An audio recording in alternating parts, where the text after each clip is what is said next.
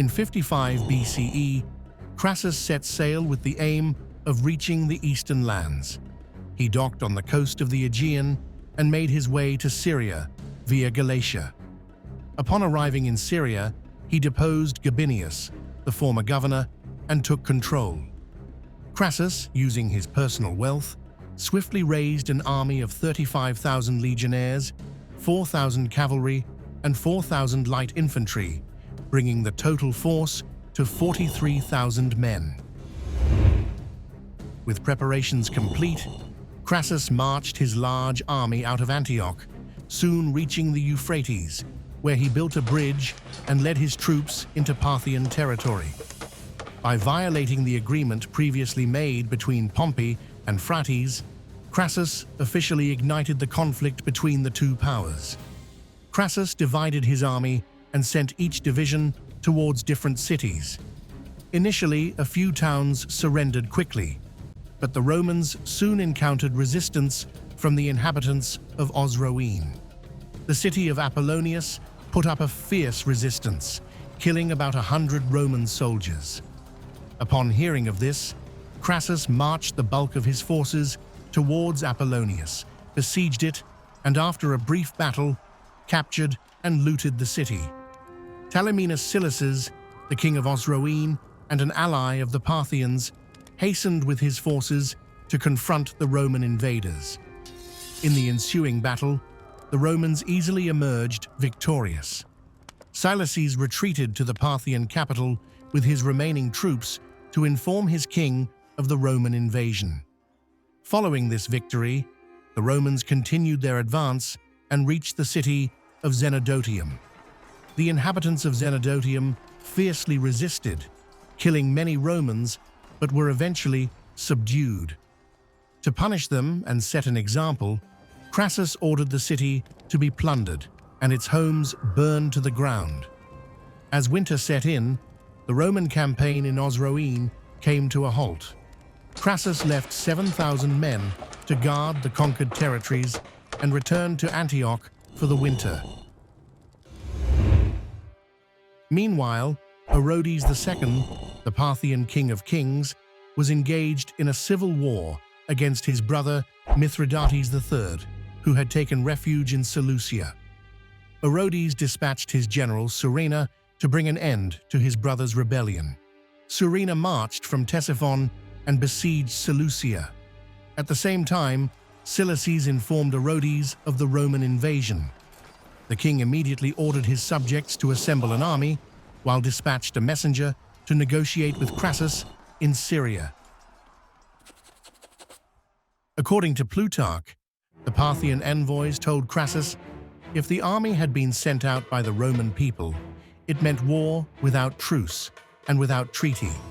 But if it was against the wishes of your country, as we were informed, and for your own private gain, that you had come up in arms against our land and occupied our territory, then we would act with moderation and take pity on your old age. Crassus arrogantly replied, I will give the king his answer in Seleucia. At this, the oldest of the envoys, Vagesies, laughed heartily and held up the palm of his hand, saying, O Crassus, hair will grow there before thou shalt see Seleucia. With negotiations failing, war became inevitable. The Parthians had reason to celebrate. Surena, the valiant Sistani commander, had successfully recaptured Seleucia from Mithridates III. As Plutarch recounts, Surena personally led the assault on the city, appearing at the forefront of the battle. Surena, having been the first to mount its walls and having routed with his own hand his opponents, Plutarch writes, Mithridates III was captured and executed in the presence of Orodes II. At the same time, 1,000 Gallic cavalry, commanded by Publius, the son of Crassus, arrived from Caesar to aid the Romans. Crassus also ordered local landowners to either provide soldiers or pay an equivalent sum of money. The Parthians and Romans were preparing for a full-scale war in the spring of the following year. The Parthians had divided their army into two sections. The larger one was commanded by the Shahanshah, while the smaller force was entrusted to Surena. They pursued two objectives in their confrontation with the Romans. The plan was for the Shah, with the larger army, to invade Armenia to prevent a Roman-Armenian alliance and to counter any Roman attempt to invade through Armenia. In case the Romans advanced through Mesopotamia, the Shah could quickly aid his troops stationed there. The other force, composed of 9,000 light cavalry and 1,000 heavy cavalry, was led by Surena, who advanced to the northern regions of Mesopotamia to confront the Romans if necessary. In 53 BCE, the Parthians seized the initiative. Surena quickly attacked Roman soldiers and camps set up in Mesopotamia the previous year, destroying several of them and killing many Roman soldiers.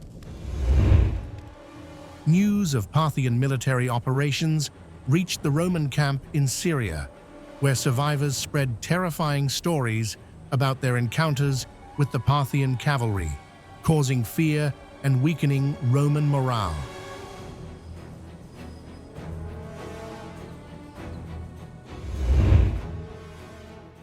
Artavasdes, fearing a Parthian invasion of Armenia, led 6,000 cavalry to Syria to attend a Roman military council. While some Roman officers opposed continuing the war, Crassus insisted on advancing into Parthian territory, with Artavasdes particularly supportive and concerned about Parthian moves against his kingdom. Artavasdes promised Crassus 10,000 cavalry and 30,000 infantry if Armenia were used as a base for operations against the Parthians. Though Crassus was pleased with the offer, he could not abandon the 7,000 troops left in Mesopotamia the previous year and decided to march against the Parthians through that region.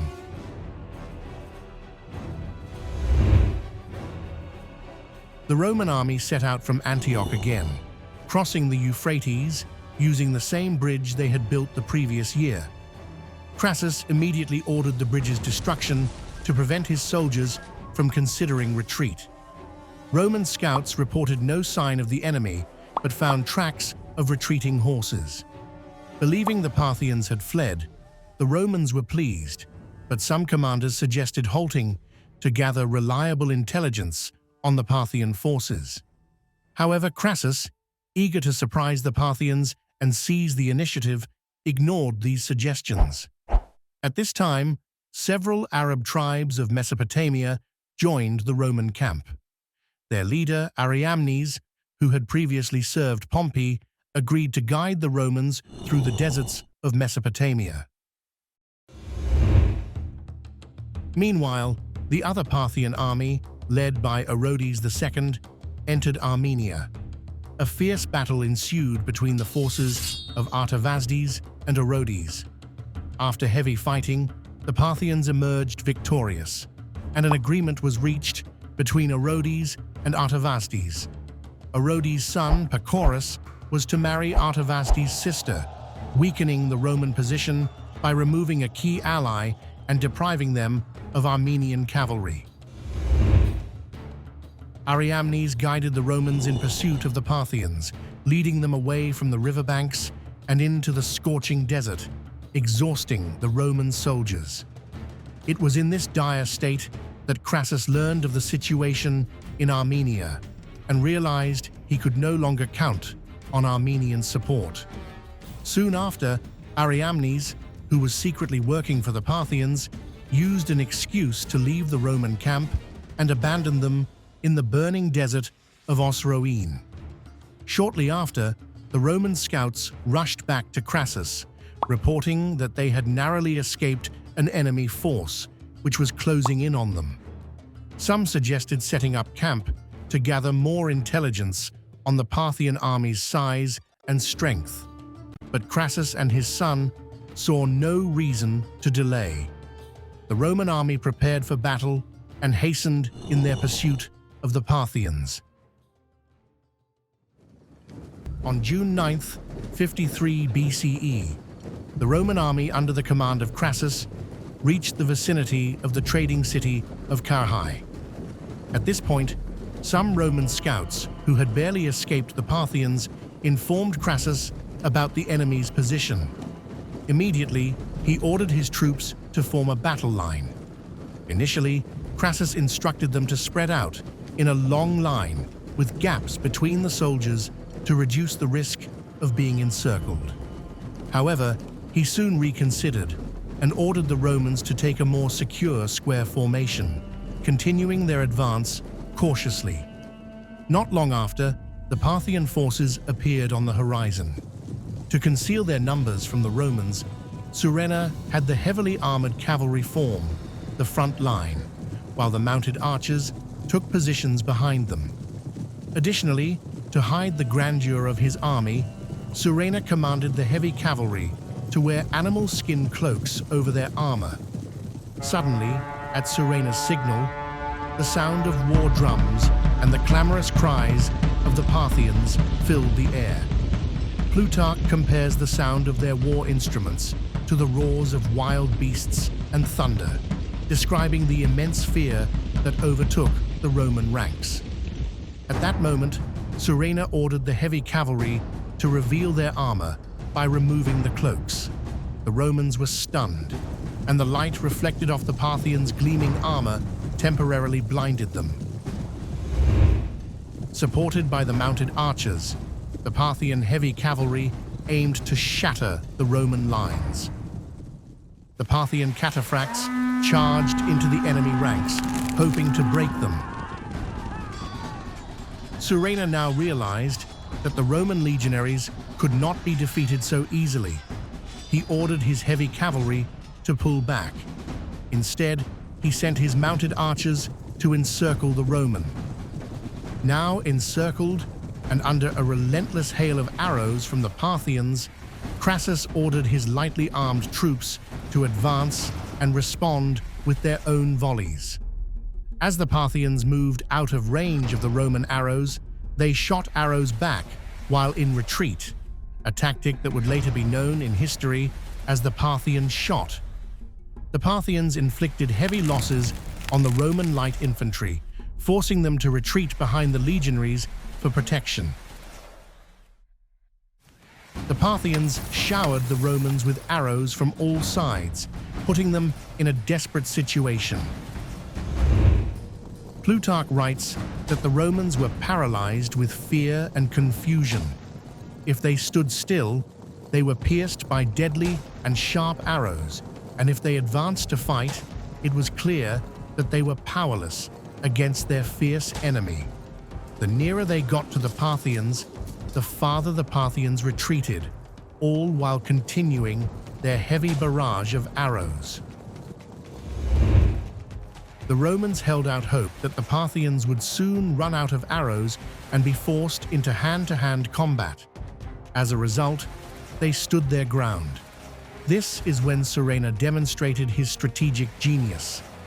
Anticipating this issue, he had prepared a caravan of camels loaded with supplies, ensuring that fresh arrows were continuously brought from the rear lines to the battlefield.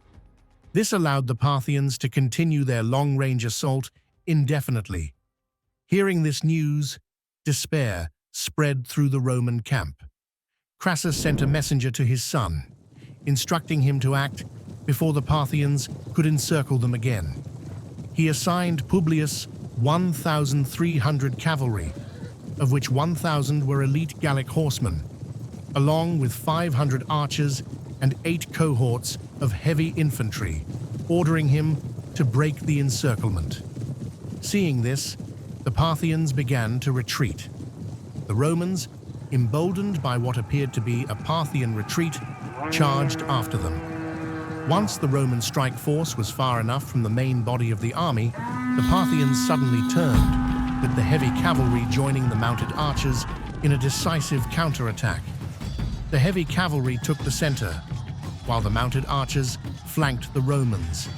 The Parthians charged toward the Romans, kicking up a massive cloud of dust and sand, which blinded the Roman soldiers. preventing them from seeing what was happening to their commander's son. The Parthian counterattack was deadly. The cries of the wounded Romans filled the air as their lifeless bodies fell to the ground. Publius tried to rally his men and charged the Parthians, but their weapons were ineffective against the Parthian armor. After intense fighting, the Romans were forced to retreat and took up a defensive position at a nearby hill, using the bodies of their horses to build makeshift barricades. However, these barriers were useless against the Parthian assault. Publius, seeing no other option, ordered his servant to kill him, ending his life in this manner. With his death, the last hope for the Roman survival vanished. Crassus, unaware of his son's fate, was torn between risking everything to help his son or maintaining the formation. As he made up his mind to aid Publius, the sounds of the Parthian drums and war cries caught his attention. Suddenly, the severed head of Publius was raised on a spear in front of the Roman army, plunging the Romans into utter terror. The Parthians once again surrounded the Roman army and resumed their relentless barrage of arrows. Some of the Roman soldiers, acting independently, broke away in small groups to attack the Parthians. However, they were quickly met by the heavily armored cavalry and were swiftly struck down. As night fell, the Romans were temporarily relieved from their dire situation. The Parthians, honoring their word, refrained from attacking during the night, offering the Romans a chance to surrender voluntarily before dawn. The Parthians withdrew to their camp, where they spent the night. The Romans, on the other hand, decided to take advantage of the night and escape the battlefield as quickly as possible. Many wounded Roman soldiers lay on the ground, and Crassus, knowing he could not save them, ordered his troops to abandon them and flee. As the wounded realized they were being left behind to fall into enemy hands, cries of anguish and despair echoed through the Roman camp. Panic spread, and there was a growing fear that the noise would awaken the Parthians and provoke an attack. Without informing the inhabitants of Carrhae about the battle, the Romans entered the city. Although the Parthians were aware of the Romans' nighttime retreat, they chose not to pursue them in the dark. However, the following morning, they entered the Roman camp and slaughtered about 15,000 wounded Roman soldiers.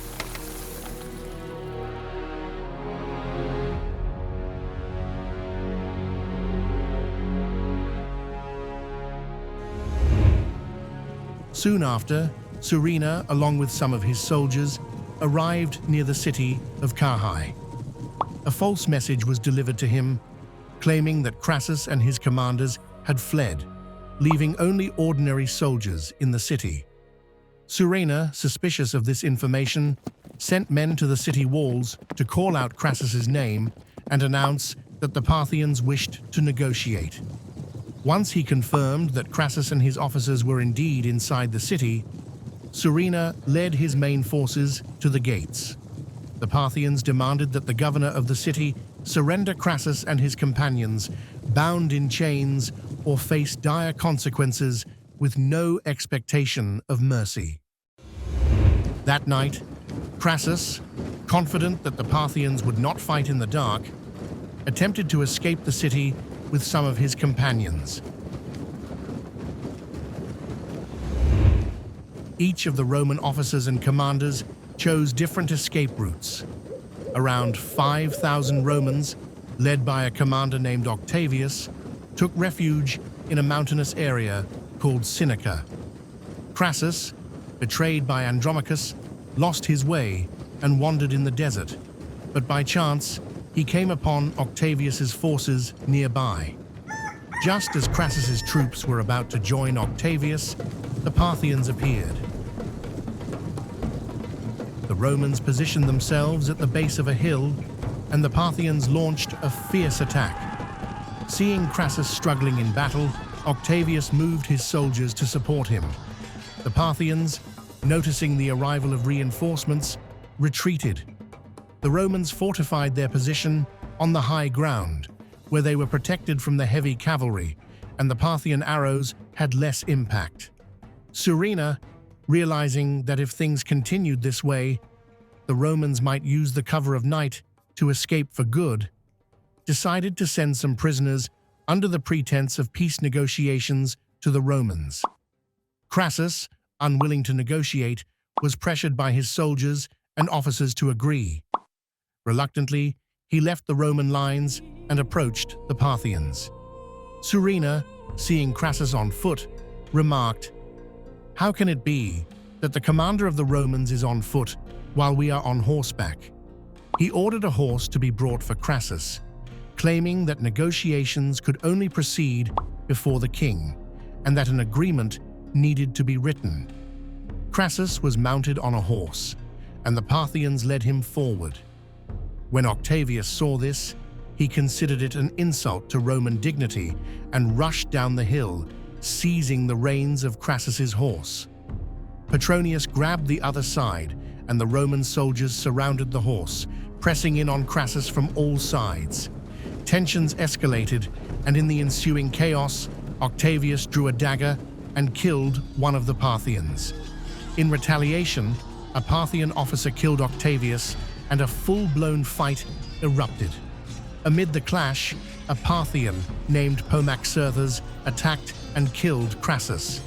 The Parthians slaughtered the remaining Romans and severed Crassus's head and hands from his body. According to Roman sources, out of Crassus's 43,000-strong army, 20,000 were killed, over 10,000 were taken prisoner, and only 13,000 survived. In contrast, the Parthians reportedly lost fewer than 100 men. After this resounding victory, Surena sent Crassus's severed head to King Orodes in Armenia. During a celebration marking the marriage of Pacorus and the sister of Artavasdes, Crassus's head was brought to Tigranokerta. While the Parthians watched a theatrical performance, the soldiers, still holding Crassus's head, entered the gathering and announced Surena's glorious victory. The actor performing in the play took the severed head and, in a shocking turn, used it in place of the prop head meant for the performance. This act delighted the audience, and the king, impressed by the actor's creativity, rewarded him generously. While this celebration unfolded in Armenia, Surena prepared for a similar festivity in Seleucia. The heads of Roman officers were placed on spears, and behind Surena, a person dressed as Crassus in women's clothing paraded in mockery. The triumphant Parthian army marched through Seleucia in a display of pride and grandeur as musicians, singers, and the common people celebrated. Surena's fate, however, was not much better than that of his rival, Crassus. Orodes, fearing Surena's growing power, ordered his execution. Surena had deposed two Parthian kings, Phraates III and Mithridates III, and had installed Orodes on the throne. Moreover, the Sistanes had demonstrated their ability to choose the king during the time of Sinatruces, giving the Suren family a power equal to, if not greater than, the Arsacid family. As Plutarch notes, after the king, Surena was the most powerful in wealth and glory. It was only natural that Orodes would feel threatened and order his death. Following Surena's demise, the command of the Parthian army passed to Pacorus, tasked with expelling the remaining Roman forces in northern Mesopotamia. The Parthians were now ready to launch raids into Roman territories in the east. Though this chapter has concluded, there is still much more to tell about the First Roman-Parthian War. So be sure to subscribe to stay updated on future episodes of this series.